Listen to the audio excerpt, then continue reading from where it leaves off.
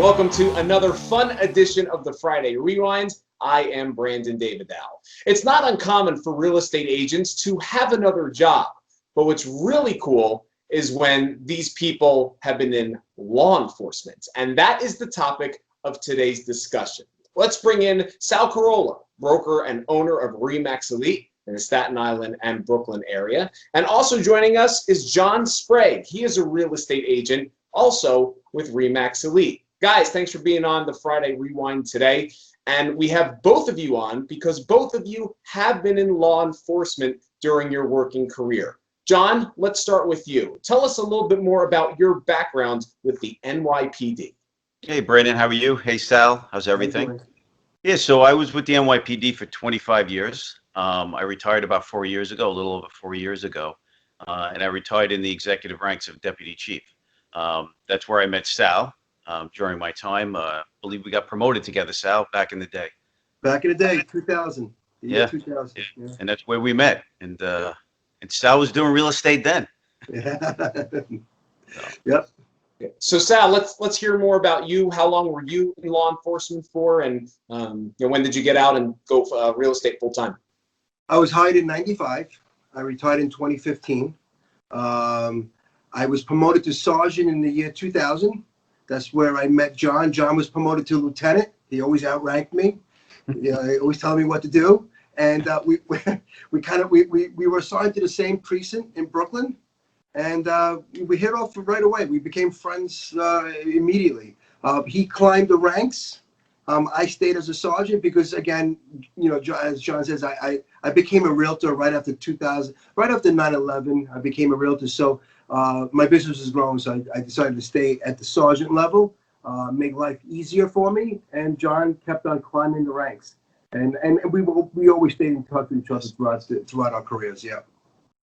Real quick, John, is it a little weird now that Sal is your boss after you told him what to do for so long?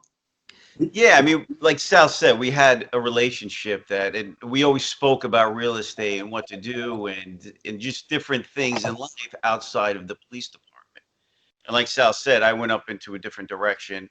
Sal took the route, I'm going to do a business, I'm going to build a business on the side, and very successfully he has done that. And I think it speaks to the idea of there is more outside of the police department, the fire department, any type of city service. And once you explore it, you realize it. The old saying, you don't know what you don't know until you're there. And Sal was already on that and keyed into that a long time ago.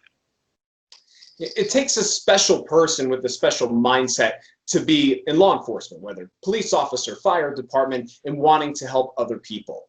Sal, let's start with you on this question here. How can those traits be useful, and how has it been useful for you when you're in real estate? Well, both professions are people contact, just in different ways. As a law enforcement and as a police officer, you're always responding to distress calls, emergency calls, arrest situations. It's always, when the police are in your life, you're not really having a good day. But you're able to take command at that level. You're able to control the situation. Then, going into the real estate field, it's kind of the same thing. You are taking control of the situation, but you're dealing with a different type of situation. They want you to be there. They welcome you to be there. Not that they don't welcome, in the law enforcement, but it usually, there's different circumstances and different outcomes. In the real estate market, they want you to help them sell a home or find a home. But the communication skills are the same.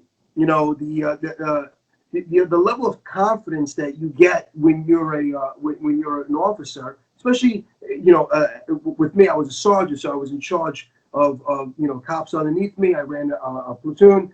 You take that experience, that level of confidence that you get, from wearing the uniform, and you kind of place it into the real estate world. So those difficult phone calls, the door knocking, anything associated to uncomfortable situations that anybody would feel, you not so much as a cop because you've been through a lot more intense. So you welcome this. This is actually nothing.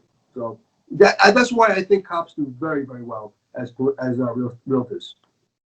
John, how has the crossover into real estate full-time been for you? Was it a pretty easy transition? Yeah, it's fairly easy, and I'll piggyback on what Sal's saying. The dynamic of when you have to handle a situation, you're a problem solver. And very small part of your profession as a police officer is actually making that arrest. You're trying to solve a community problem, a quality of life issue, some type of civil disagreement or argument, and get the best possible resolution.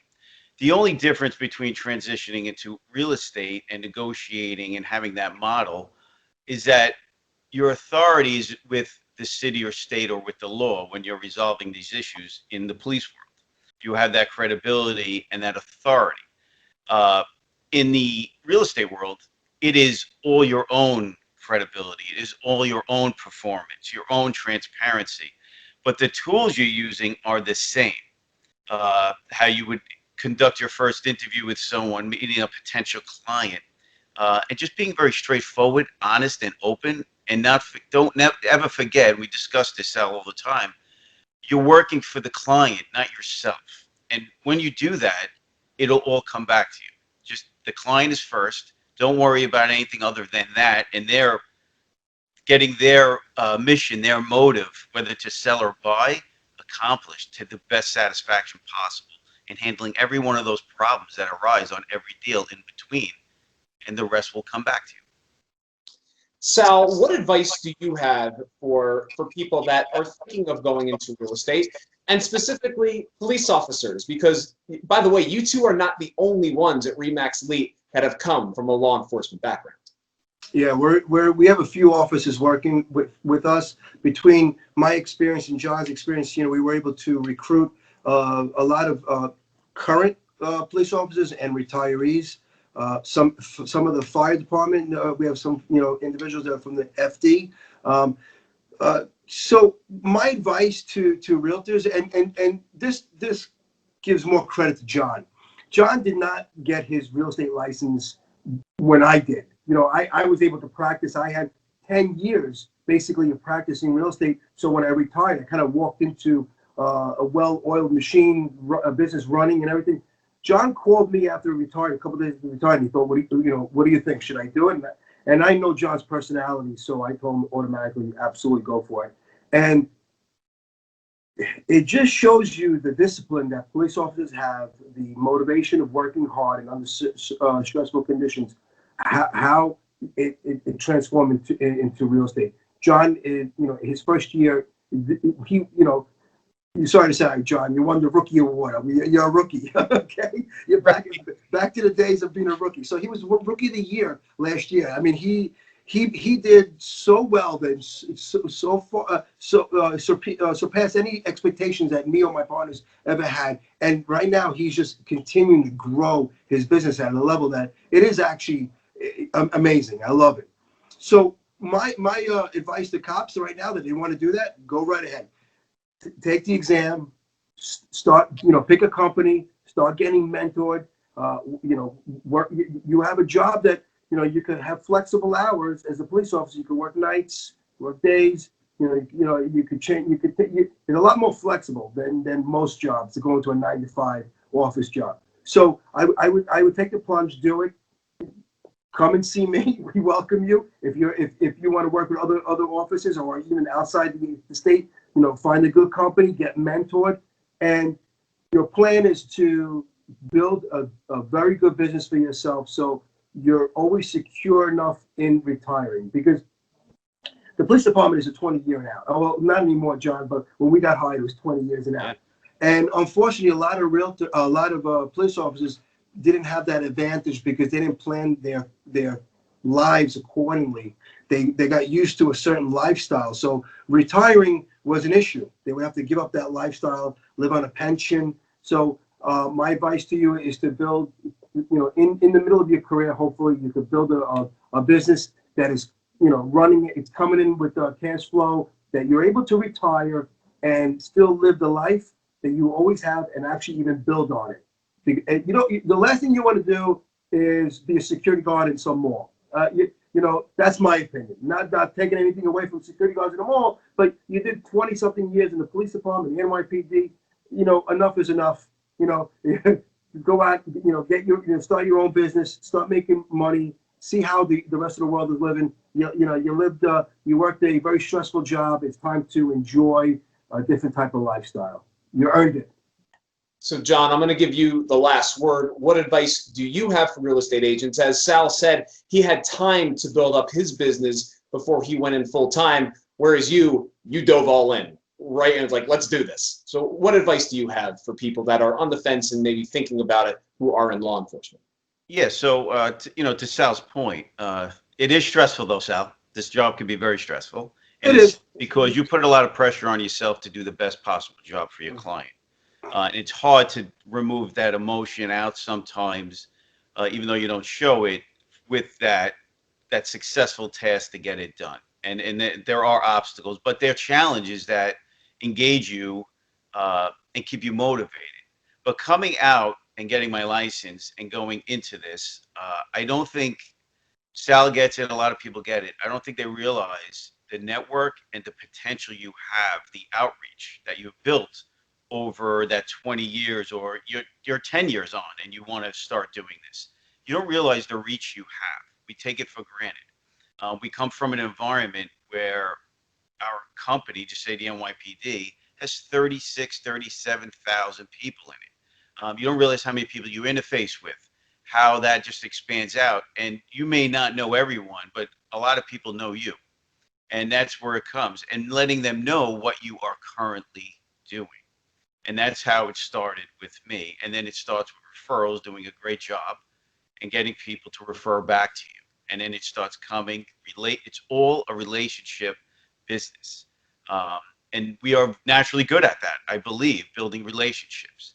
And to Sal's point, whether it's a money motivation, a schedule, a little bit more freedom, that I'm not going into the city for 8 hours a day, traveling 2 hours back and forth, and then making X amount for that time, you only can make so much in a day if you're getting paid per hour.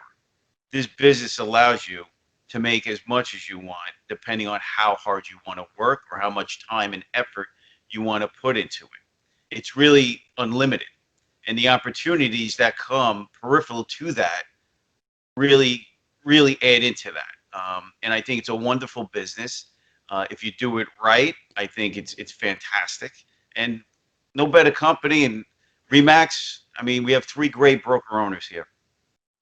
Great offices, great management staff. They want you to succeed. They're motivating you. And it's always what we say, Sal, right? What I say, I go, it's the culture. It is. Build a good culture and environment, you're going to attract people. And you're going to attract a standard and type of person that you want working. Sure. And it's incredibly important for the brand and for your personal, achievements and your brand, your own brand. That's right. Well, John and Sal, thank you both for your service and your time in the police department. And thank you guys for being on the Friday Rewind. We look forward to having you both on again very soon. Thanks, Brandon. Thank you.